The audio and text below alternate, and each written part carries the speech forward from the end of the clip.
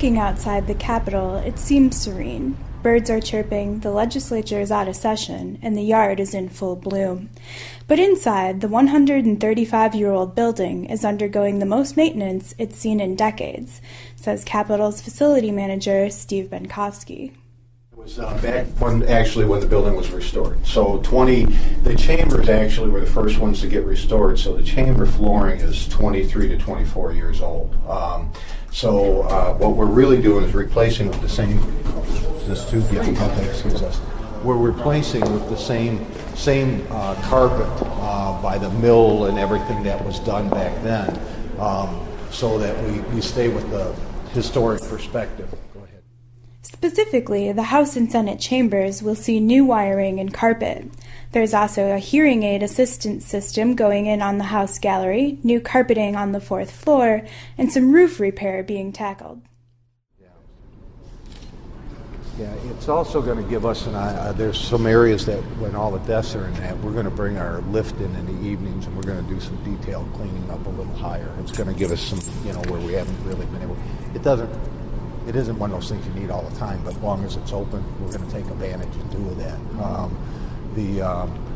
The rest of it is actually now just getting all their communication lines, their voting board lines back in, their computer lines back in, and updating all that.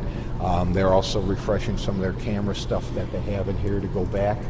We probably should have stopped on 3. 3 is going to be unique because we took all the benches out and everything. There's going to re-carpet that, but we're putting a hearing loop in the floor so that people with hearing aids, now the new ones, can pick up and they can actually hear the broadcast through that hearing loop a lot easier than leaning over and trying to listen to what's going on. So that will be installed up there on both the House and the Senate side.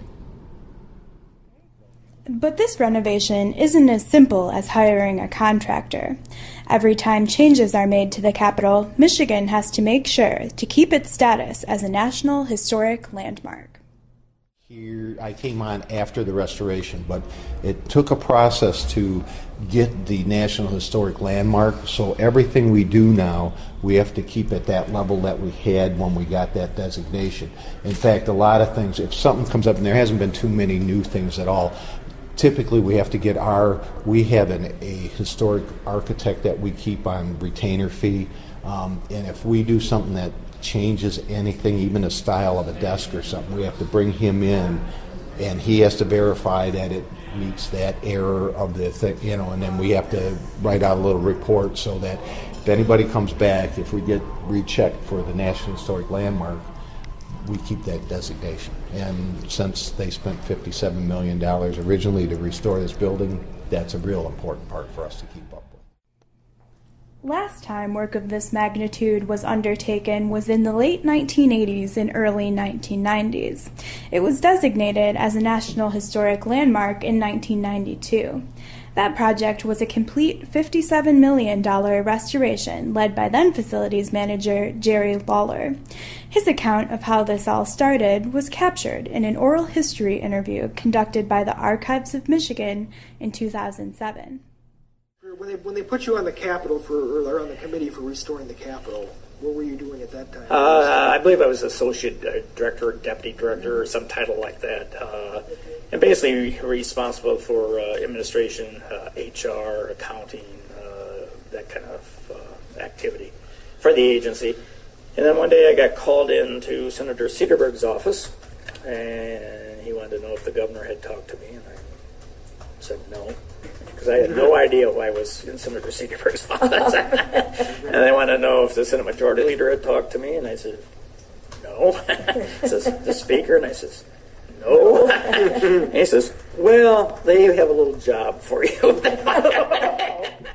Benkovsky expects this year's repairs to be done by mid-August, and they're currently running a week ahead of schedule. But he's hoping there will be money for other Capitol restoration projects in the future.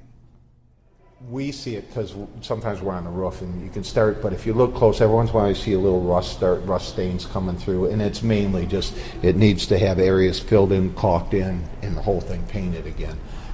That would be on my wish list. actually one of the things that really sort of needs to be done, and from my perspective, and the legislators keep putting it off because is really that back parking lot really needs to be redone. We've been patching in and filling for the last 7 years, but it's one of those things they say from legislative group is really pretty good, like the Capital Committee, to say, wait a minute, is that used by the public? Let's get the areas that are looked at and done by the public or really can do damage to the building before we worry about that. So it's on my wish list, it's on their radar list, it may not be. So those are the type of things that I'd say we'd be looking at next that would be a costly type item. For MERS News, this is Emily Lawler.